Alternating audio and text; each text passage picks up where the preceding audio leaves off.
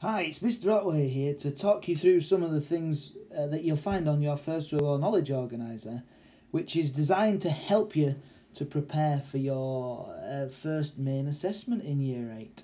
And the first thing to note is the question: Serbian terrorism was the most fundamental cause of the First World War. To what extent do you agree? Well, you've got to decide. Do you think it was that really caused the World War? Or is there a better and bigger reason for the cause of this huge conflict? Let's have a look into the knowledge organiser for the different possibilities. So now we're looking at imperialism, and in terms of how imperialism caused the war, imperialism is all about empire and gaining an empire, or in other words, gaining other countries around the world. And what you can see here on this knowledge organiser, it does mix in some arms race stuff, but it's got lots of examples of specific named events and dates when countries clashed over things.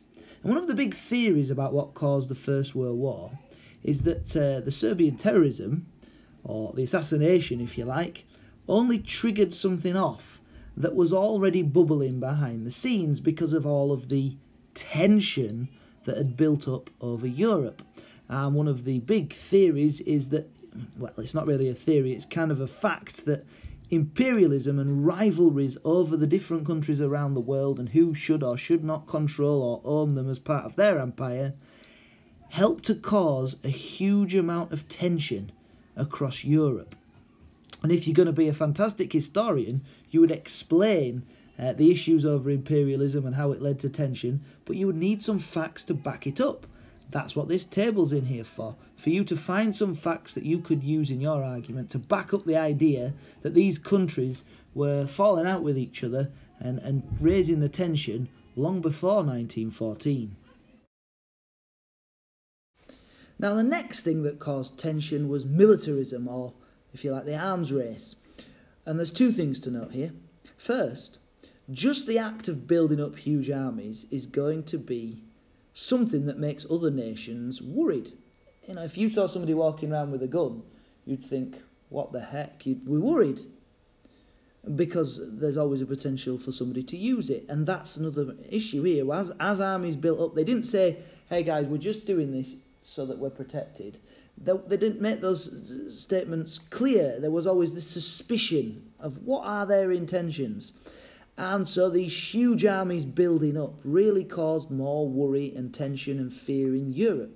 That's the first thing, the cause of tension. But the second point here is, you can imagine that all of these countries had small armies and navies. Then if a war were to kick off, it might have been a quick war with a quick conclusion because of the limited size of the armed forces involved. But these armies are absolutely huge, so that it means when a war kicks off, it's going to take a considerable amount of time to beat your enemy and to win the war.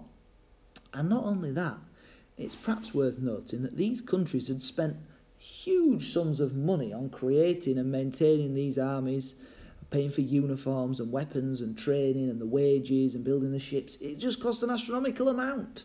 And countries expect some sort of return on the taxes that they pay, the people of the country.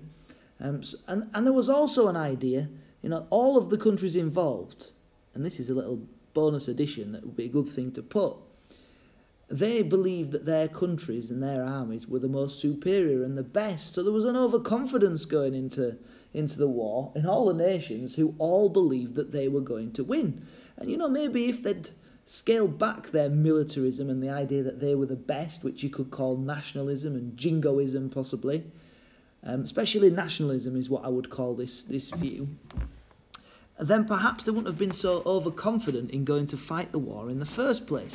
But these statistics are here of the size of armies and the size of navies to show you some facts and stats you could put in to back up your explanation of how this build-up of armies led to greater tension and made a war even more likely. Then you've got the alliance system. There's two main named alliances, and there's other alliances besides that go underneath it, which should all be familiar with you, especially in light of that trial that we took. Again, this all caused tension. And like the arms race, it meant that if a war did start, it was likely to involve a huge number of nations because they'd all sort of taken sides. There was a web of alliances, would be a good phrase to say. And you could use the information here to give examples of those alliances. A crucial point is that the alliances were secret. They were defensive, which meant none of these countries were making alliances to go and attack somebody. They all stated that in the event that one of them was attacked, the others would jump to their defence. However, they were secret, so the nations who would be well aware that these countries had signed alliances wouldn't be aware of exactly the terms of the alliance. So again, it would be suspicion, that sort of, what are they up to, ganging up like that? We know that it was defensive, and they did it to protect one another, but their enemies, they didn't know at the time, because these alliances were signed and they were secret. So it again raised tension and made a huge war, a world war if you like, much more likely if anything were to happen. And now to the key part in the question about Serbian terrorism. Now you should be aware that the trigger that set off the First World War was the assassination of Archduke Franz Ferdinand of Austria-Hungary. Archduke you can think of sort of like a prince, the next in line to the throne. And he was murdered by some terrorists who Serbian government, people working for the Serbian government officials, they were probably, there's not concrete evidence, but the evidence suggests that they were aware that something might take place. They didn't do much to stop it, probably because they were so angry with Austria-Hungary for taking over Bosnia. Now, the point of this is it did cause a war, but did it only cause a war between Austria and Serbia, or could you lay this as the cause of a world war?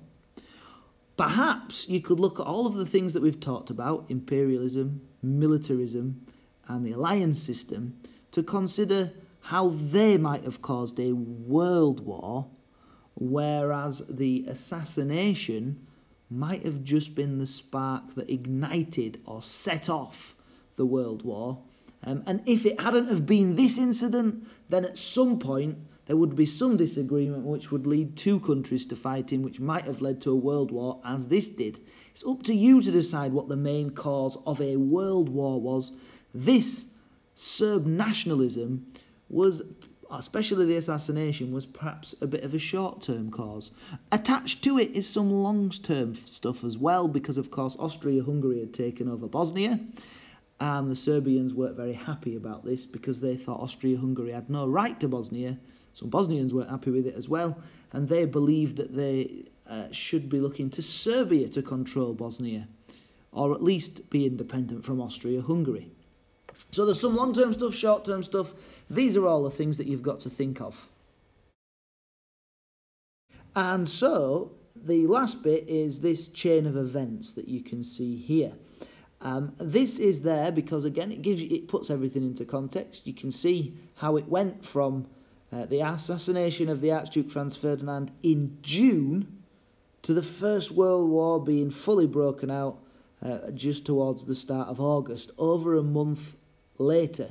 So you've got to look at those events. They'll give you some indication. There might be some information there that you can use in paragraphs about the imperialism or something else. But it's just to put into context how things went from all of the tension and all of the things we've talked about to the steps to war.